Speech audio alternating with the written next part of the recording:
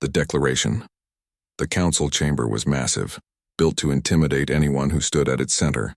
47 species had representatives sitting in the curved rows of seats that rose up like the inside of a great bowl. At the very bottom, alone on a small platform, stood Ambassador Elena Vasquez of Earth. She wore a simple gray suit. Her dark hair was pulled back neatly. She stood with her hands clasped behind her back, waiting. Above her, the alien representatives whispered to each other in dozens of languages. The translation devices built into the chamber turned it all into a low, constant hum. Supreme Chancellor Threkis rose from his seat. He was tall, with a body covered in dark blue chitin that clicked when he moved. His forearms spread wide in a gesture that demanded attention. The chamber fell silent. Humanity, Threkis began, his voice echoing through the space. You have been charged with unauthorized expansion into protected territories. You have refused to surrender your rights to 14 pre-FTL species in your sector. You have built military installations without proper permits. You have shown dangerous militaristic tendencies that threaten the peace of this galaxy. Elena listened without expression. She had heard these charges before. They were all true, technically. But they were also all part of the plan. The Galaxy Council has deliberated for 3 cycles, Threkis continued. We have reached a unanimous decision. Effective immediately, a state of war exists between the Galaxy Council and the human species. You have 24 cycles to surrender unconditionally. If you refuse, our fleets will enforce compliance. The chamber erupted in clicking, buzzing, and chirping as the representatives expressed their approval. Many had wanted this war for years. Humanity had been too independent, too unwilling to follow the rules that kept every other species in line. Elena raised her hand. Slowly the noise died down. May I respond, Chancellor? She asked quietly. Threkis gestured with one of his 4 hands. Speak, human. Tell us how you plan to beg for mercy. Elena smiled. It was not a nervous smile or a frightened one. It was the smile of someone who had just heard very good news. Thank you, Chancellor. I want to thank the entire council for this declaration. Her voice was calm and clear. On behalf of humanity, I accept your terms of war. However, I will not be discussing surrender. Instead, I formally request 24 hours to prepare Earth's official response. The chamber went completely silent. Several representatives leaned forward in their seats. This was not the reaction they had expected.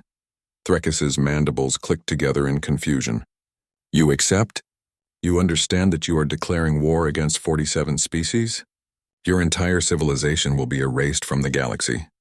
I understand perfectly, Elena said. Her smile grew wider. We've been waiting for this moment for a very long time. She touched a device on her wrist. A holographic display appeared in the air beside her, showing Earth and its sun. When humanity first encountered your scout ships 200 years ago, we made a choice. We could reveal our true capabilities, or we could play a different game. We chose the latter. You were classified as a Category 3 civilization, Threkis said, his voice showing irritation now. Barely capable of system-wide travel. You had 50 registered warships. You had exactly what we wanted you to see, Elena interrupted. Every inspection you conducted, we guided. Every report your spies filed, we wrote. Every assumption you made about us, we carefully encouraged. The murmuring started again, but this time it sounded uncertain. 200 years ago, Elena continued, my great-great-grandmother stood on Earth and watched your ships arrive. She was part of a group of leaders who asked a simple question. What kind of galaxy are we joining? So we watched. We listened.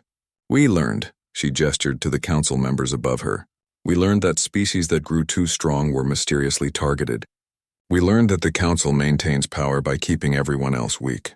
We learned that you declare war on any civilization that threatens your control. These are lies, Threkis shouted. We maintain peace. You maintain dominance, Elena corrected. And so we decided to become what you wanted us to be. Weak, primitive, harmless. We filed the right paperwork. We paid the right bribes. We stayed within the boundaries you set. And all the while we prepared. She tapped her wrist device again. For 200 years, every human merchant ship that left Sol system was also a spy vessel. Every refugee we sent to other worlds was an intelligence operative. Every technology you showed us, we studied and improved. Every weakness in your systems we cataloged. The hologram changed, showing a star map with dozens of systems highlighted. You thought we controlled one system. We actually control 47. You thought we had 50 warships.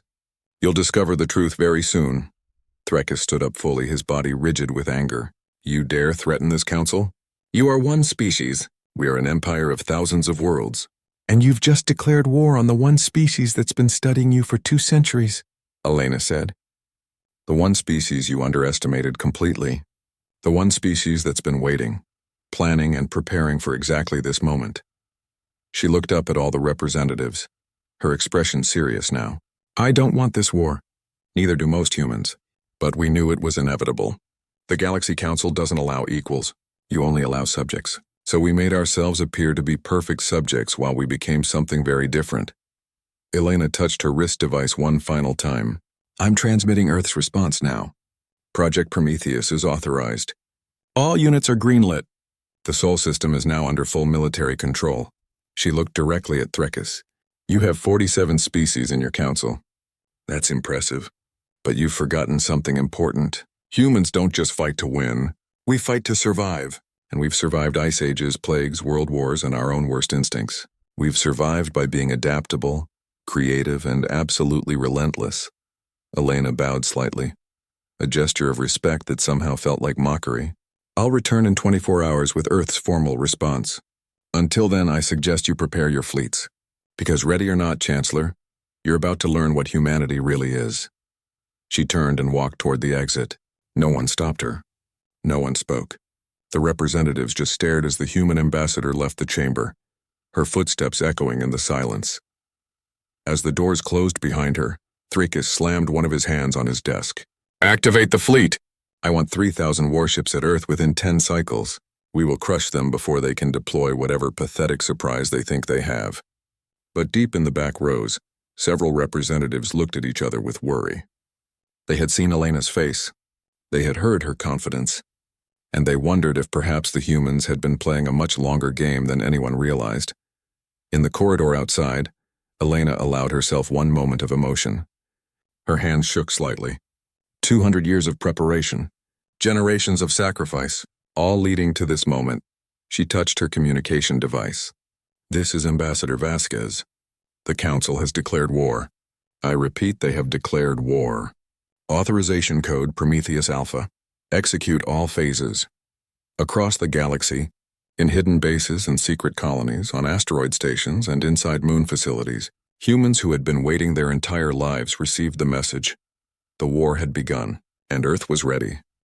The Trap Springs Fleet Commander Zaxith stood on the bridge of his flagship, the Eternal Victory, and watched the tactical display with satisfaction. 3,000 warships surrounded his command vessel in perfect formation. It was the largest fleet the Galaxy Council had assembled in 50 years. Status report, he commanded. His species, the Krell, were known as the finest military strategists in the galaxy. That's why Threkis had given him this command. All ships report ready, Commander, his tactical officer replied. We are approaching the Sol system boundary. Estimated time to Earth, 6 hours. Zaxith clicked his beak in approval. Have our scouts detected any human vessels? Negative, sir. According to our intelligence, Earth has 50 registered warships. None have been detected. The system appears empty. They're hiding, Zaxith said confidently. Or perhaps they've already fled. No matter. Maintain formation. We'll sweep every planet, every moon, every asteroid if we must. The fleet crossed into human space without incident. Zaxith had expected mines, perhaps automated defense platforms. But there was nothing. Just empty space and the distant shine of Sul, the human sun. This is too easy, the tactical officer muttered. They're primitives, Zaxith reminded him. Category 3 civilization. They probably don't even have proper military doctrine. Their ambassador's speech was just bravado. Empty words from a desperate species. The fleet moved deeper into the system. They passed the orbit of Neptune, then Uranus. Still nothing. No ships, no defenses, no resistance. Sir, we're detecting some unusual readings from the asteroid belt, the sensor officer reported. Metallic signatures. Very faint. Asteroid mining operations, Zaxith dismissed. Ignore them. Maintain course for Earth. They were near Jupiter when everything changed. The tactical display suddenly filled with red warning indicators. Thousands of them. They appeared all at once as if they had materialized from nowhere. What is that? Zaxith demanded. The tactical officer's voice shook. Sir, ships, I'm reading ships. Thousands of ships. They're coming from everywhere. The asteroid belt came alive. What Zaxith had dismissed as mining operations were actually hidden bases. Camouflaged doors opened on hundreds of asteroids and warships poured out. They weren't primitive vessels. They were sleek, advanced, and moving fast. Jupiter's moons are launching ships, another officer shouted. So is Saturn. Sir, they've built bases throughout the entire system. On the main view screen, the empty space around them suddenly wasn't empty anymore. Ships decloaked, their stealth systems shutting down. They had been there all along, invisible, waiting. Zaxith's beak hung open as he watched the numbers climb on his tactical display. 1,000 human ships, 2,000, 5,000, 10,000. That's impossible, he whispered. Our intelligence said 50 ships, 50.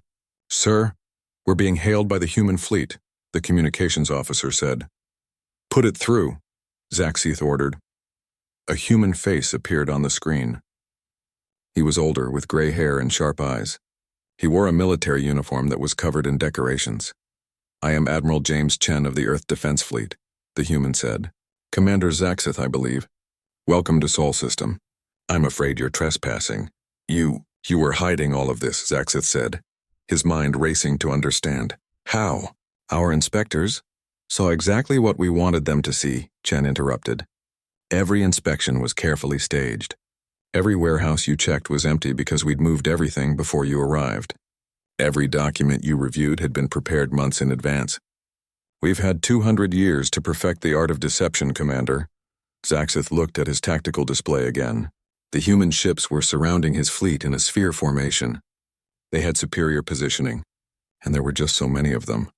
This is a trick, Zaxith said. Those can't all be warships. They're probably merchant vessels with weapons strapped to them. Chen smiled. It wasn't a friendly expression. Would you like to test that theory? I should mention that every single vessel you see is equipped with military-grade shields, weapon systems, and propulsion. Many of them are more advanced than your flagships.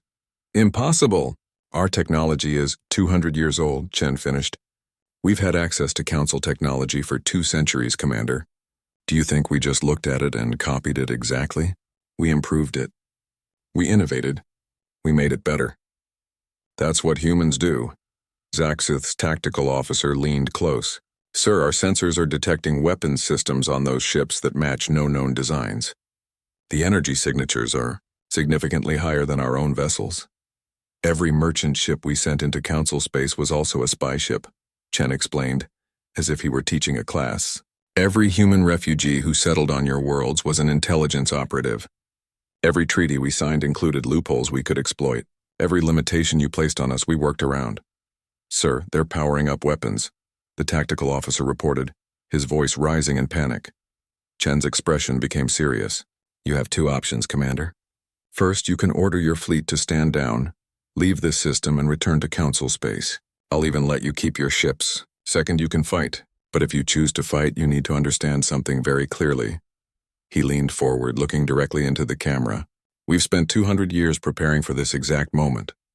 Every simulation, every training exercise, every contingency plan, all designed for the day when the Council finally revealed its true nature and declared war on us. You're not entering a battle, Commander. You're entering a killing box that we've spent centuries designing. Zaxith looked around his bridge. His crew was staring at him, waiting for orders. He looked at the tactical display. 3,000 Council ships surrounded by 50,000 human vessels. His pride as a Krell warrior wanted to fight. But his training as a strategist told him the truth. This wasn't a battle they could win. All ships, he began, then stopped. He couldn't give the order to retreat. It would mean the end of his career, his reputation, everything he had built. Let me make this easier for you, Chen said. I'm going to give you a demonstration. On the tactical display, 1,000 human ships suddenly accelerated. They moved faster than should have been possible, weaving through space in patterns that defied Council military doctrine. They surrounded a single Council destroyer that had been on the fleet's outer edge. That ship is the Crimson Dawn, Chen said. Crew of 800. I'm going to give you 10 seconds to order them to abandon ship. You wouldn't dare, Zaxith started. 10, 9, 8. Zaxith's hand slammed on the communications panel. Crimson Dawn, this is Fleet Commander Zaxith. Abandon ship immediately. All crew to escape pods now. The countdown continued. The crew of the Crimson Dawn launched their escape pods in a panic. They scattered like seeds on the wind. 0, Chen said quietly. The human ships opened fire, not with the slow, heavy plasma cannons that Council ships used. These were different. Beams of concentrated energy that moved at the speed of light. The Crimson Dawn's shields lasted less than a second. The ship itself lasted 3 seconds more. Then it was gone, vaporized completely. The escape pods were untouched. The human ships moved to collect them, to rescue the Council crew members. Zaxith's bridge was silent. Every officer stared at the empty space where a warship had been moments before. That was 1,000 ships firing on minimum power, Chen said. I have 50,000 ships, Commander. All of them are more powerful than anything in your fleet. All of them are crewed by people who have trained their entire lives for this war. All of them are ready to fight. Chen paused, letting that sink in. Or you can leave. Take your fleet, rescue your people from those escape pods. Go back to the Council and tell them exactly what you found here. Tell them that humanity has been waiting. Tell them that we're not the primitives they thought we were. Tell them that if they want this war, we'll give them a war they'll never forget. Zaxith looked at his tactical officer. The younger Krell's feathers were flattened in fear. He looked at his other crew members. They were all watching him, hoping he would make the right choice. Fleet Command, Zaxith said slowly. This is Commander Zaxith. All ships are to cease offensive operations.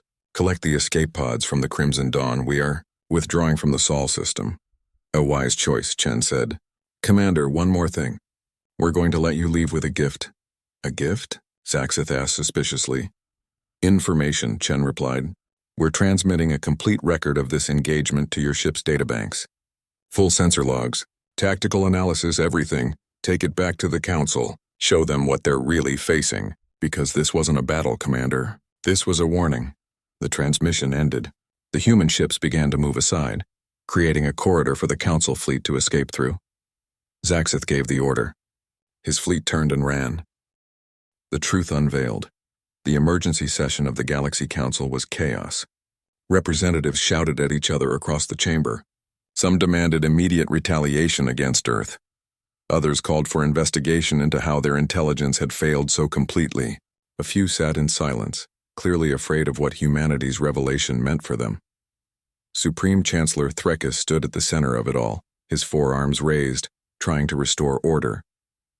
His blue chiton had darkened with stress. Silence, he roared. We will have order.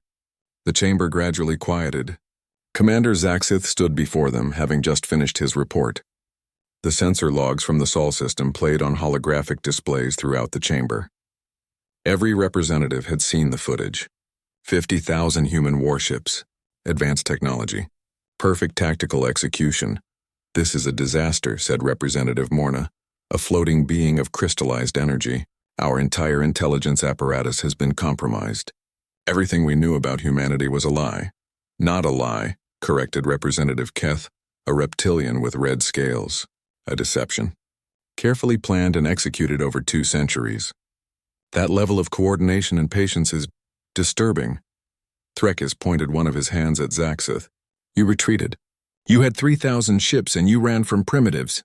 They are not primitives, Zaxith said firmly. They destroyed one of our destroyers in 3 seconds. 3 seconds, Chancellor. Our best shields couldn't stop their weapons. Our best ships couldn't match their speed. If I had engaged, we would have lost the entire fleet. Then we send more ships. Threkis insisted. We mobilize every fleet in Council space. Attention, Galaxy Council, a voice interrupted.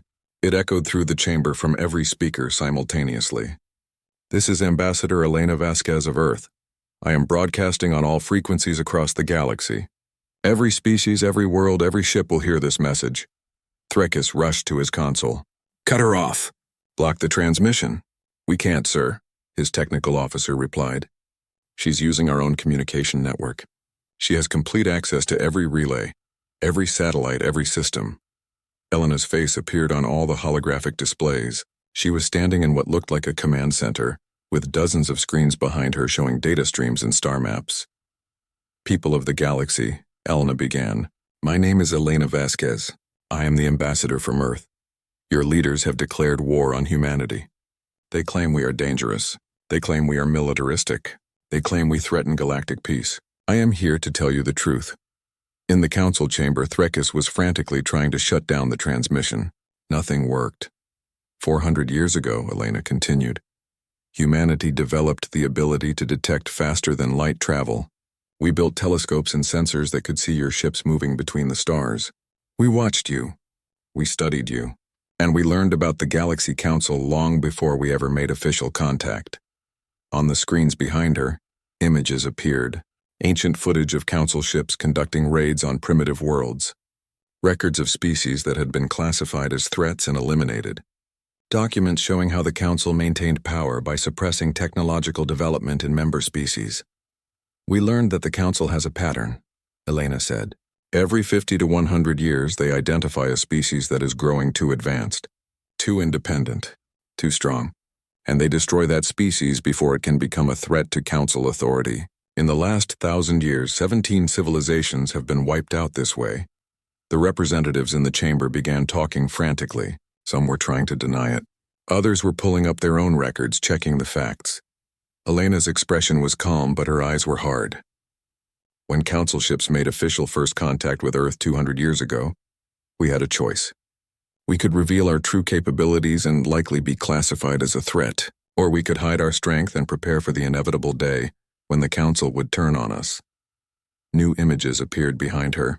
Construction footage from asteroid bases, secret shipyards on distant moons, training facilities hidden inside hollow planets, all of it dated across 2 centuries. Every inspection your officials conducted, we staged, Elena explained. We built false military bases that looked primitive. We kept our best technology hidden. We created an elaborate fiction of a weak, struggling civilization that was barely holding on to its own solar system, and you believed it because you wanted to believe it. She paused, letting that sink in across the galaxy. We sent out merchant ships. You thought they were trading. They were mapping every council system, documenting every military installation, studying every species' technology. We sent out refugees. You thought they were fleeing poverty.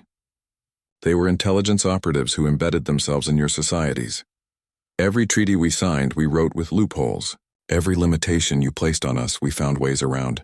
Every technology you showed us, we improved. We didn't just copy your faster-than-light drives. We made them better. We didn't just replicate your weapons. We made them more powerful. We didn't just mimic your tactics. We invented new ones.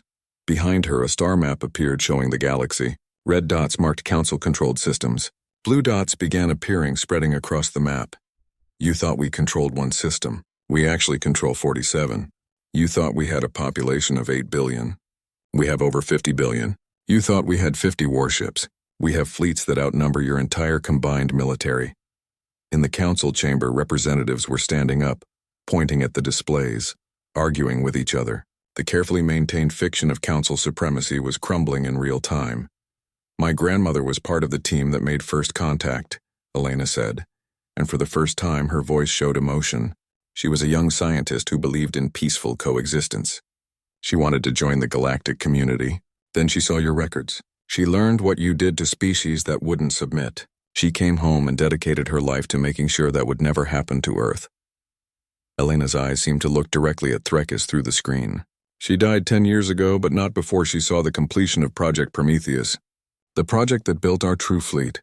The project that trained generations of soldiers. The project that ensured humanity would never be helpless when the Council finally revealed its true nature.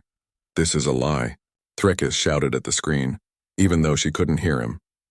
Propaganda. I am transmitting proof with this broadcast, Elena continued. Historical records from the Council's own archives. We've had access to your classified databases for 70 years. Every species in this galaxy will now see the truth about how the Council maintains power. The display behind Elena changed to show document after document.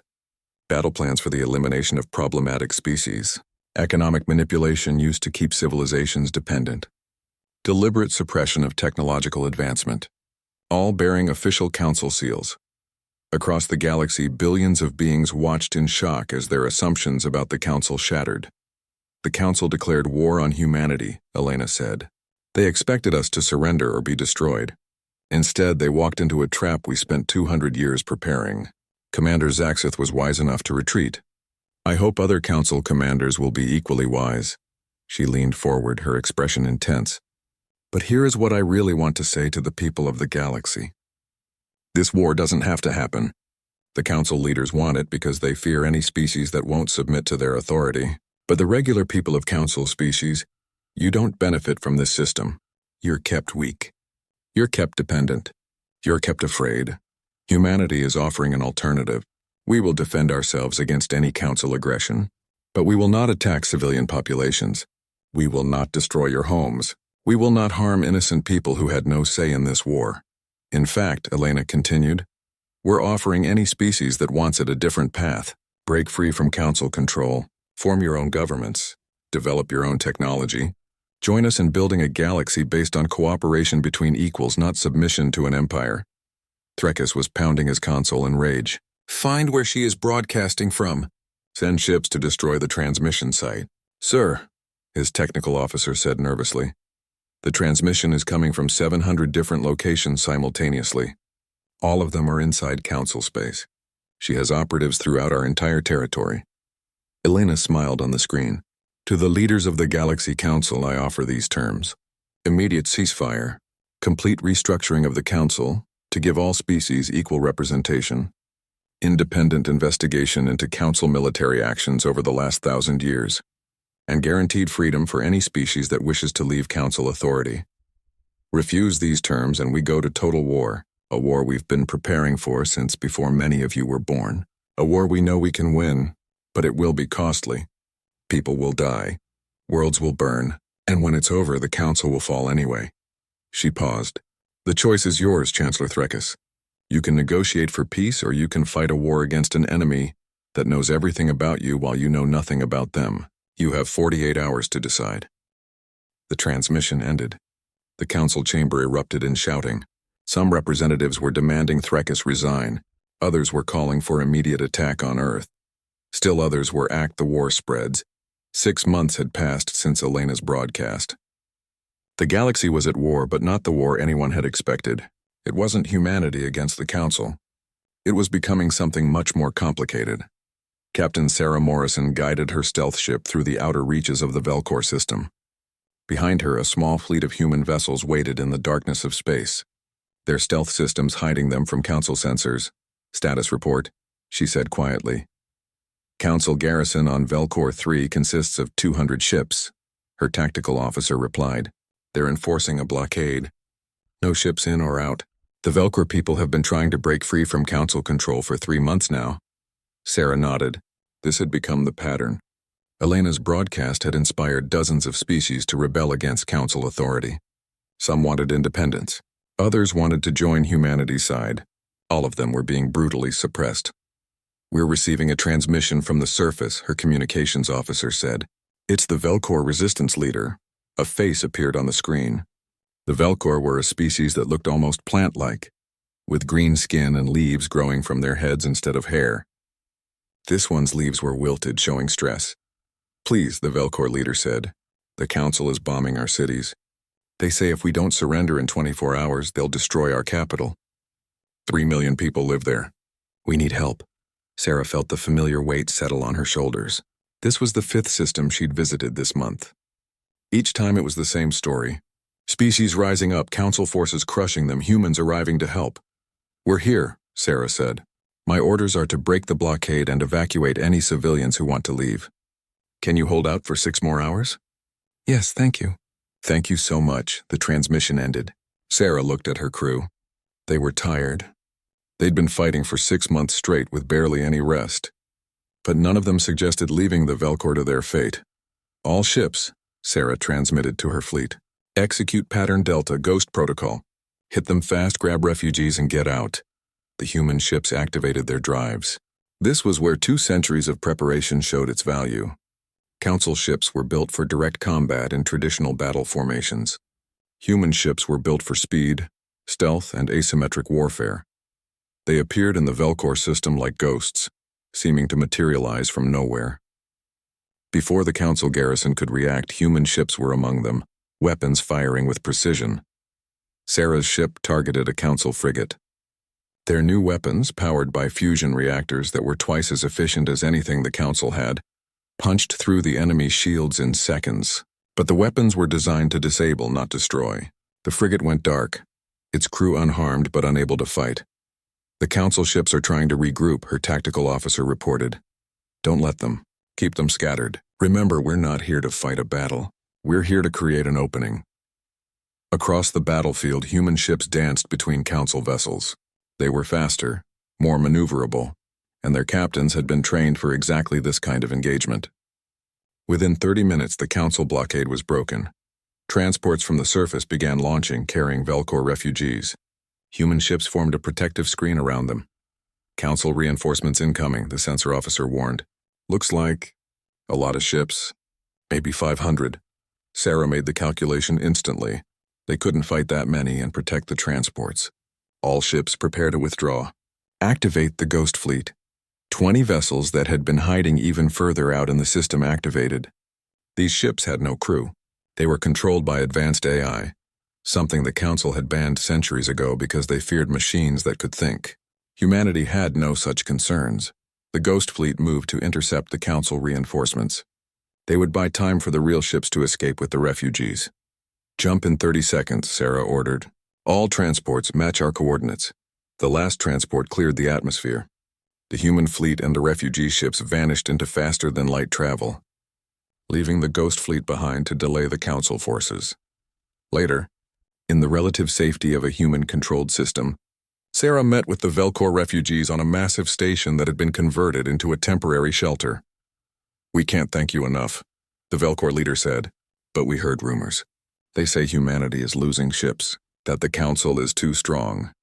Sarah chose her words carefully.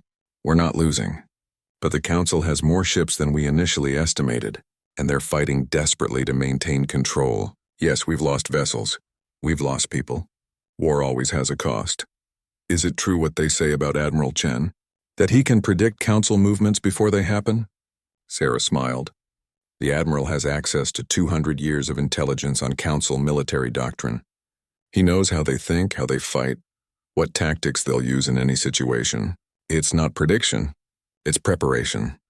What she didn't mention was that the war was changing humanity too. Some of her fellow captains had started to become harder, less concerned with minimizing casualties.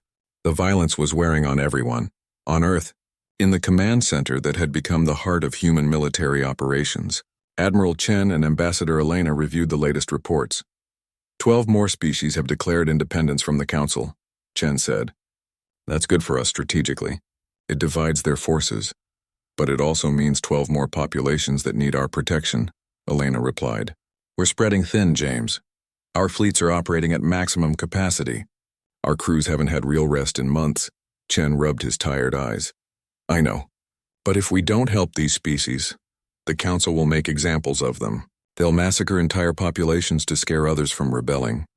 Threkis is getting desperate, Elena said. Intelligence reports suggest he's authorized the use of superweapons. Superweapons? What kind? Ancient technology. Things the Council supposedly banned but kept in storage. Weapons capable of destroying entire star systems. Chen stood up abruptly. If he deploys something like that, it won't matter who wins the war.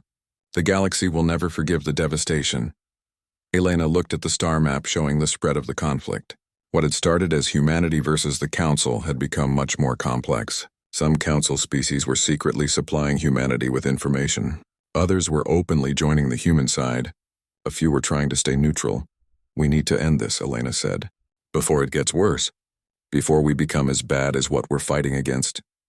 You're thinking about Captain Morrison's report from the Tharkin system, Chen said quietly. Elena nodded.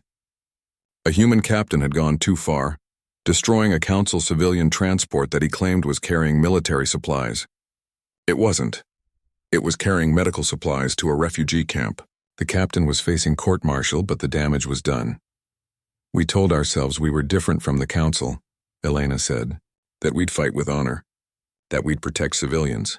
But the longer this war goes on, the harder it gets to maintain those principles. Then we need to end it, Chen agreed. Soon, before we lose ourselves in the process. A priority alert flashed on their screens. Chen opened it, then his expression darkened. It's Threkis. He's mobilizing everything. Every fleet, every ship, every resource the Council has. He's sending it all to one location. Where? Elena asked. Zenthar Prime, the Council homeworld. He's making his last stand there. And he's activated the superweapon. If we don't stop him, he'll use it. He'll destroy entire systems to prevent them from falling into our hands. Elena and Chen looked at each other. This was it. The final battle. Everything they'd planned, everything they'd sacrificed had led to this moment.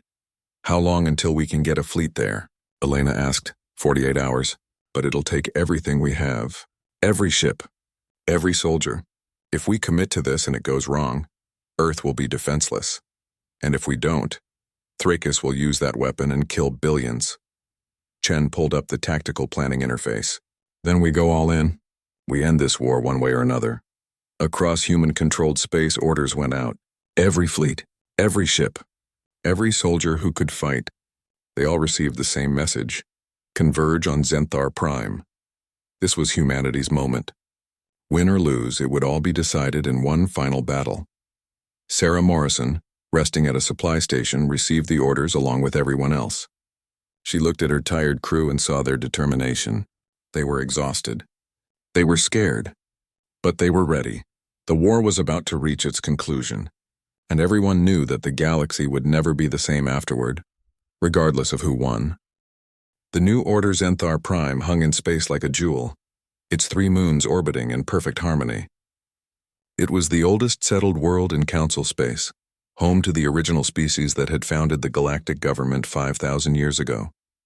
Now it was about to become a battlefield. Admiral Chen stood on the bridge of the flagship Prometheus, watching the tactical displays as human fleets emerged from faster-than-light travel. Ship after ship appeared, forming up in precise formations. Behind them came the allied vessels from the species that had joined humanity's cause. Final count, Chen ordered. 40,000 human vessels, his tactical officer reported. Another 15,000 from allied species. Total force, 55,000 ships, and the Council? 70,000 ships defending Zenthar Prime. They've fortified the entire system. Plus, the officer paused. The superweapon is active, sir. It's a station in orbit around Zenthar Prime. Energy readings are massive. If it fires, it could destroy everything within 5 light years. Chen felt the weight of command settle on him. This was it. Everything humanity had worked for came down to this moment. Open a channel to Ambassador Vasquez, he said. Elena's face appeared on his screen. She was on a fast attack ship called Determination, positioned with a strike team. The superweapon? Chen asked. My team and I are going in, Elena replied. We'll board the station and disable it manually. You focus on the fleet battle. Elena, that's a suicide mission. Let me send a military team. No, this needs to be me. Her expression was firm. I started this, James. I gave the speech that started the war. I need to be the one who ends it properly. Chen wanted to argue, but he recognized that look. He'd seen it on her face 200 years ago in old videos. On her grandmother's face as she'd planned humanity's long deception. Good luck, he said simply. You too. Try not to lose all our ships while I'm gone. The channel closed. Chen turned to face his crew. All ships, this is Admiral Chen. Today we end this war. I won't lie to you. Many of us won't survive the next few hours. But we fight not for conquest or revenge. We fight for a galaxy, where every species can determine its own future, where no one lives in fear of a council that kills anyone who grows too strong.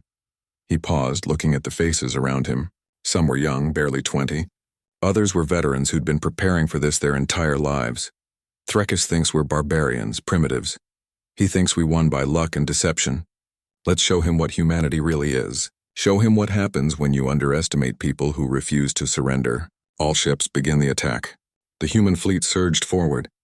The Council forces moved to intercept and space erupted in fire. Meanwhile, Elena's team moved through the chaos in their small, fast ship. The Determination was designed for one purpose, to get through heavy defenses and deliver a strike team. Right now, that team consisted of Elena and 5 Special Forces soldiers who trained for this exact mission. The weapon station is heavily shielded, her pilot said. We can't just blast through. We don't need to, Elena replied. We have the access codes. Remember, We've had operatives in Council space for 200 years. One of them worked on this station. They approached the massive orbital platform.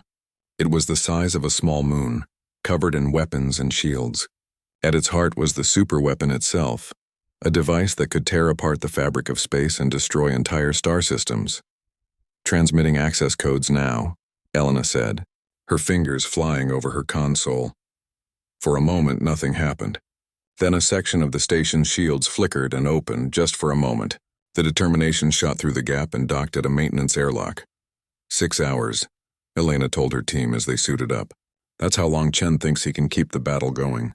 If we haven't disabled this weapon by then, the Council will use it out of desperation. They'll destroy their own homeworld just to take us with them. The team moved through the station corridors. They encountered automated defenses which they bypassed with codes stolen years ago. They avoided guard patrols using maps that had been provided by human intelligence operatives. Finally, they reached the weapon control room. Inside, Supreme Chancellor Threkis stood at a console, his 4 hands moving rapidly across controls. He was alone except for 2 guards. "Hello, Chancellor," Elena said, stepping into the room with her weapon raised. Threkis spun around, his mandibles clicking in surprise. How did you get in here?" "We've had the access codes for 40 years. We've known about this weapon for even longer." Elena gestured with her weapon. "Step away from the controls." The guards moved forward, but Elena's team was faster. They were disarmed without a shot being fired. "You can't stop this," Threkis said. "Even if you kill me, my people will fire the weapon. We'll destroy everyone. Humans, allied species, even ourselves. Better to die than to submit to primitives." "That's where you're wrong," Elena said. She touched her communication device. Now, throughout the station, hidden charges detonated. They'd been planted by human operatives over the last month, disguised as maintenance workers. The explosions weren't large enough to destroy the station, but they disabled key systems. The weapon powered down. The massive energy readings that Admiral Chen had been tracking on his tactical display suddenly vanished. "It's done," Elena said into her communicator. "The weapon is offline." On the bridge of the Prometheus, Chen allowed himself a small smile. "All ships, the superweapon is neutralized. Press the attack!" The human fleet had been holding back, afraid that too much pressure would force Threkis to use his ultimate weapon. Now they unleashed everything. The battle intensified, and the Council lines began to break. Back on the weapon station, Elena approached Threkis. The Chancellor had slumped to the floor, all 4 of his arms hanging limp. "Why?" he asked quietly. "You had us beaten 6 months ago. Your fleet was superior. You could have crushed us quickly. Why did you draw out the war?" Elena holstered her weapon and sat down across from him. "Because quickly winning wouldn't have changed anything. We'd just be the new Council ruling by force. We needed to expose your system. We needed other species to see the truth. We needed to give them time to choose their own paths. So all of this, the battles, the deaths, the destruction, was deliberate. You let it happen?" "No," Elena said firmly. "You let it happen. You chose war over negotiation. You chose oppression over freedom.